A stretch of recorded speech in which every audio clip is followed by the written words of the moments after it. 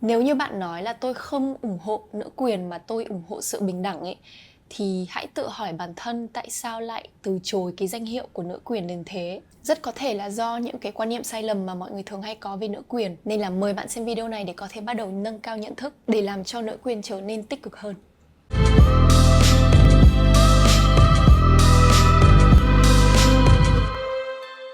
Chào mừng các bạn đã quay trở lại với Bananoi. Hôm nay mình sẽ nói về 5 quan niệm sai lầm về nữ quyền. Let's do this. Rất nhiều người có vấn đề về cái từ nữ quyền. Vì ở phương Tây thì trong cái từ feminism sẽ có từ femina của tiếng Latin, có nghĩa là phụ nữ. Và cũng giống như tiếng Việt, trong nữ quyền sẽ có từ nữ. Và vì có cái từ nữ trong đó thì rõ ràng có nghĩa là nữ quyền chỉ đấu tranh cho quyền lực của phụ nữ mà thôi, đúng không? Wrong. nữ quyền chỉ đơn giản là ủng hộ các quyền và cơ hội của phụ nữ trên cơ sở bình đẳng giới. Con gái đơn giản nên có cơ hội trong cuộc sống y như con trai. Nhưng thực tế là quá nhiều bé gái và phụ nữ vẫn bị từ chối những cái cơ hội đó ở rất nhiều nơi trên thế giới. Tất nhiên là sẽ có người sử dụng nữ quyền theo một cách không đúng, như một cái cớ để được đối xử một cách ưu tiên. Và những cái quảng cáo như thế này lại càng tiếp tục duy trì ý tưởng đó. Rất tiếc là mình không thể kèm âm thanh vì lý do bản quyền, nên mình sẽ giải thích ngắn gọn và để link trong phần mô tả để các bạn có thể tự xem. Quảng cáo này tuyên bố rằng phụ nữ chưa đủ tức giận về sự chênh lệch lương giữa nam và nữ và cho rằng vì làm phụ nữ tốn nhiều tiền hơn là đàn ông nên đã đến lúc phụ nữ nên đấu tranh để được trả lương nhiều hơn nam giới, bởi vì làm tóc sẽ tốn nhiều chi phí hơn đối với phụ nữ. Đồ lót của phụ nữ đắt tiền hơn, phụ nữ phải có quần áo mới cho mỗi dịp khác nhau.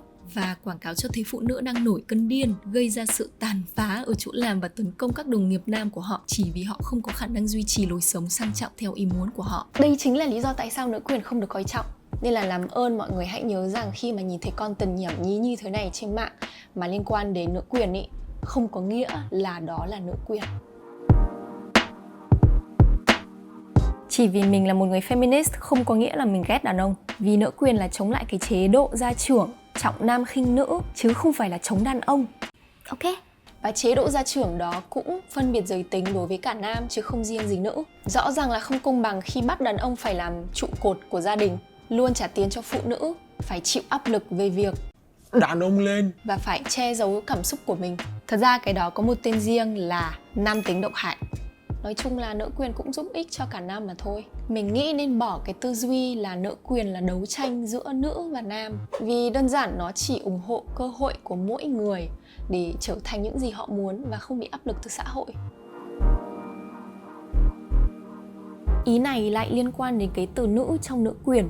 Vì mọi người sẽ cho rằng nữ quyền chỉ dành riêng cho phụ nữ.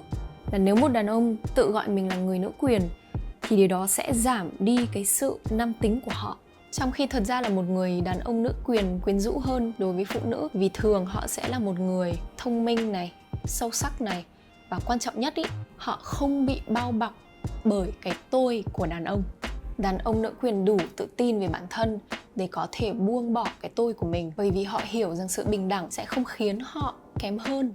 Vì vậy, nếu bạn là một người đàn ông feminist thì hãy cởi mở lên và tự hào về việc đó, đồng thời truyền cảm hứng cho những người đàn ông khác bằng sự tự tin của bạn.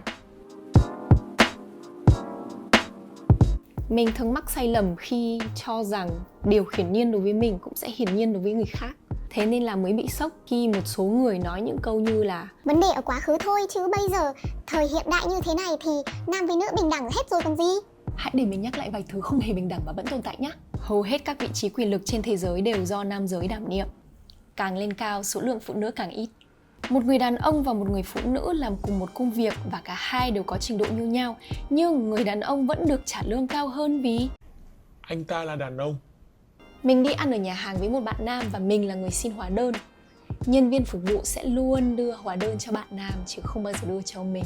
Mình vào khách sạn ở châu Âu để check-in và nhân viên lễ tân sẽ chào hỏi bạn trai của mình, nhưng hoàn toàn sẽ không thừa nhận cái sự hiện diện của mình ở đó, khiến mình cảm thấy vô hình trong cuộc trò chuyện của họ. Khi con gái được dạy là Con có thể giỏi nhưng đừng giỏi quá. Con có thể có tham vọng nhưng đừng tham vọng quá. vì thành công trong nghề nghiệp vẫn được coi là quan trọng hơn đối với đàn ông. Khi xã hội yêu cầu các bạn gái Không lang thang một mình, không ăn mặc hở hang. thay vì yêu cầu các bạn trai, Không được hiếp dâm. Female genital mutilation, tức là việc cắt bộ phận sinh dục của phụ nữ vì lý do văn hóa và xã hội, vẫn tồn tại hiện nay ở rất nhiều nơi. Cũng giống như tảo hôn vẫn tồn tại và ảnh hưởng đến sức khỏe và tương lai của các bé gái ở rất nhiều đất nước trên thế giới. Bạo lực gia đình, quấy rối tình dục, danh sách này có thể kéo Dài. cho đến Tết. Một số người cho rằng chỉ vì bạn thích make up hay là thích đi làm nail, làm đẹp, hoặc là vì bạn là một người mẹ nội trợ nên bạn không thể nào mà là một người nữ quyền được.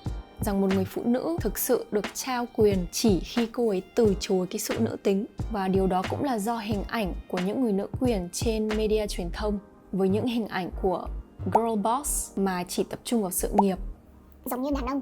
hoặc là những hình ảnh của phụ nữ nam tính, độc thân, không hề hấp dẫn và phản đối việc hôn nhân hoặc là việc có con. Nhưng phụ nữ mà nữ tính không trái nghĩa với nữ quyền và cũng không liên quan gì đến việc yếu đuối. Đó chỉ đơn giản là một sự lựa chọn. Và cuối cùng thì mục đích của nữ quyền chính là cái sự lựa chọn đó, được quyền tự do để lựa chọn.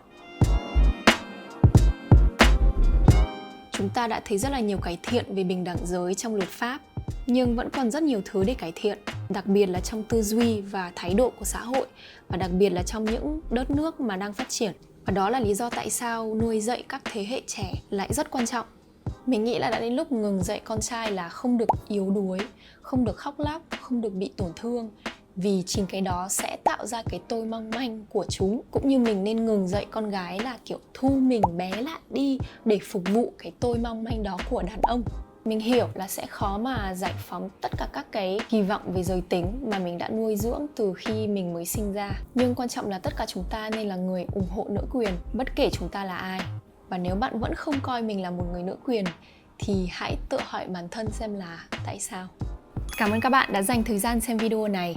Hãy cho mình biết ý kiến của bạn về nữ quyền trong comment phía dưới. Và nếu thích video này thì hãy giúp mình chia sẻ để cái chủ đề này có thể đến với nhiều người hơn và để mọi người có một cái định nghĩa chính xác về nữ quyền hơn. Hẹn gặp lại các bạn ở video tiếp theo.